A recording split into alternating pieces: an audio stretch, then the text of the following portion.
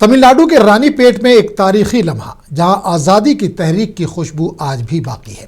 ریاست کے نائب وزیر اعلیٰ نے سابق وزیر اعلیٰ کے کامراج کے نوتعمیر شدہ میموریل ہاؤس کا افتتاح کیا۔ یہ وہی گھر ہے جہاں کانگریس کے یہ قد آور رہنما برطانوی پولیس کی گرفتاری سے بچنے کے لیے آزادی کی جدوجہد کے دوران مقیم رہے تھے۔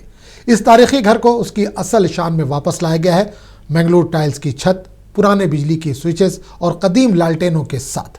اس گھر کو دیکھ کر لگ رہا ہے کہ گویا وقت تھم سا گیا ہو۔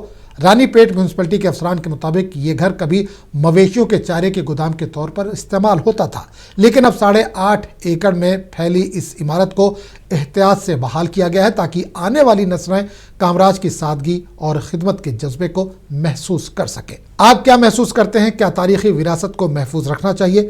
اپنی رائے کمنٹ کر کے ہمیں ضرور دیں۔ ویڈیو اچھا لگا ہو تو اسے لائک کریں، شیئر کریں اور ہاں، چینل کو سبسکرائب کرنا نہ بھولیں۔